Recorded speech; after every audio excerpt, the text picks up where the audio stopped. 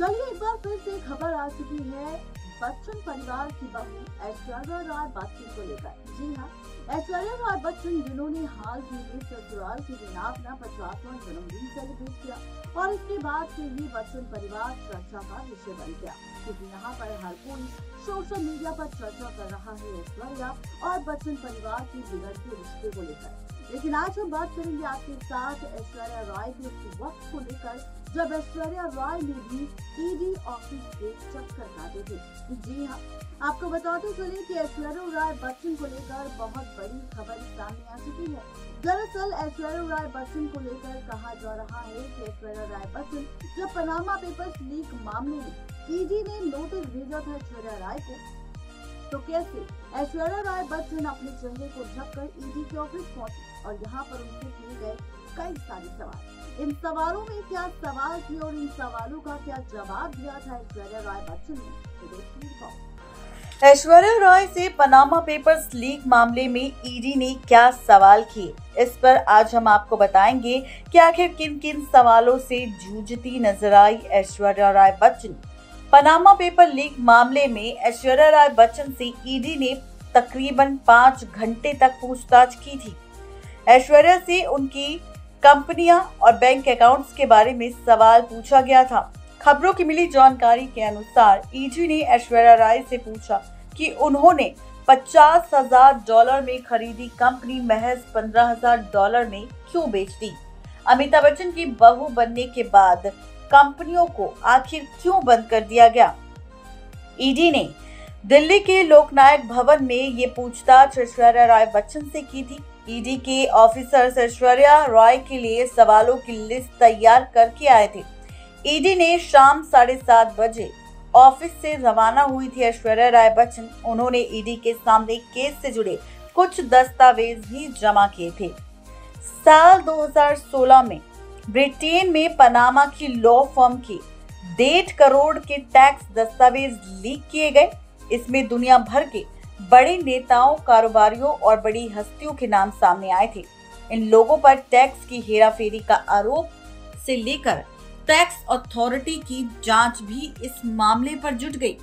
भारत की बात करें तो करीब 500 लोगों के नाम सामने आए। इसमें बच्चन परिवार का नाम भी शामिल है।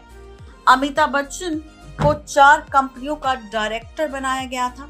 इनमें से 3 बहामा में थी, जबकि एक वर्जिन आइलैंड में है।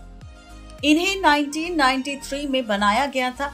इन कंपनियों की कैपिटल $5,000 से $50,000 के बीच थी, लेकिन ये कंपनियां उन जहाजों का कारोबार कर रही थी जिनकी कीमत महज करोड़ों में थी।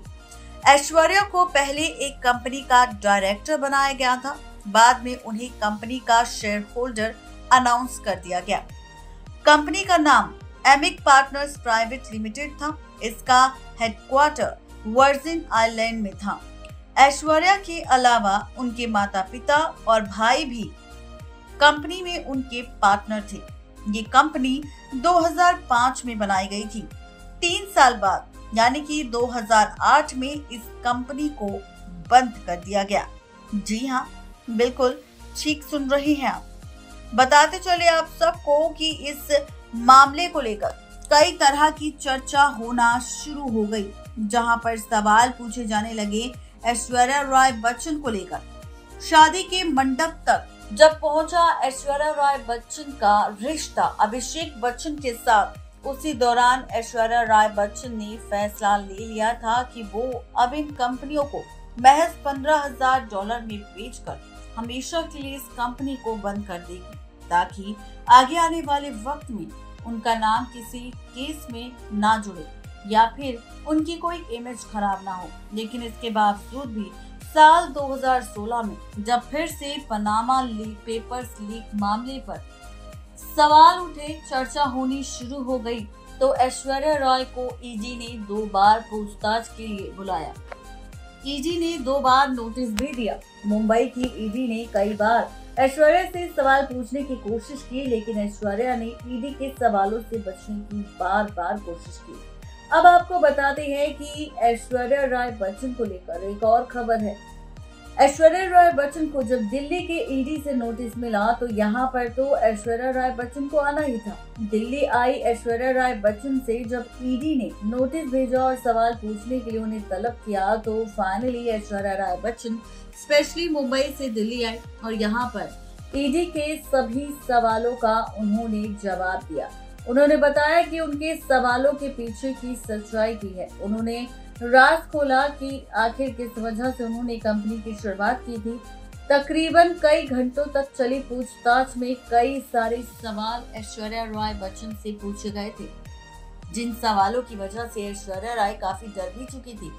आपको बता दें कि ऐश्वर्या राय जब ईडी के दफ्तर पहुंची तो वो अपना पूरा चेहरा ढककर पहुंची थी और ऐसे में ऐश्वर्या राय से जुड़े कई सारे सवाल उठ रहे थे। उस वक्त सबसे ज्यादा चर्चा में ऐश्वर्या राय बच्चन थी। जब ईडी के सामने ऐश्वर्या राय बच्चन पहुंची और उनसे उनकी कंपनी के साथ साथ अमिताभ बच्चन से जुड़ी कंपनी उनके दस्तावेज के बारे में सवाल किया गया तो ऐश्वर्या राय बच्चन के भी पसीने से छूट गए। जहां पर वो सवालों का जवाब देती उससे पहले ऐश्वर्या राय बच्चन काफी ज्यादा घबरा गई। आपको बताते चले कि ऐश्वर्या राय बच्चन को लेकर कई तरह की खबरें सोशल मीडिया पर सामने आई, जहां पर ऐश्वर्या राय से जुड़ी कई सारी बातें भी सामने आई। ऐश्वर्या राय को लेकर यहां पर यह भी कहा गया कि 2016 में भले ही ईडी के सामने सवालों का जवाब देकर ऐश्वर्या राय एक बार फिर से बच गई हो, लेकिन फिर से सवाल पूछा जा रहा है किसी और को लेकर नहीं बल्कि ऐश्वर्या को ही लेकर। जी हाँ, कहा जा रहा है कि फिर से इस पनामा केस को लेकर सवाल शुरू होंगे। फिर से ये पनामा केस शुरू होगा और सवालों की बरसात बच्चन परिवार पर होगी और फिर से पूछा जाएगा सवाल कि आखिर इस सवाल के पीछे की सच्चाई क्या है। जी हाँ, बिल्कुल ठीक सुन रहे हैं आप। तो ये है पूरी खबर, किसी और को लेकर नहीं बल्कि ऐश्वर्या राय बच्चन को लेकर, जिसका खुलासा हमने कर दिया है इस रिपोर्ट में। ये रिपोर्ट आपको कैसी लगी जरूर बताएं नीचे दिए गए कमेंट बॉक्स में। नेक्स्ट 9 लाइव की रिपोर्ट। तो देखा आपने, यदि आपकी खास रिपोर्ट कैसी लगी आप सबको जरूर बताएं नीचे दिए गए कमेंट बॉक्स में। आज के लिए सब इतना ही, तब तक के लिए साथ शुक्रिया।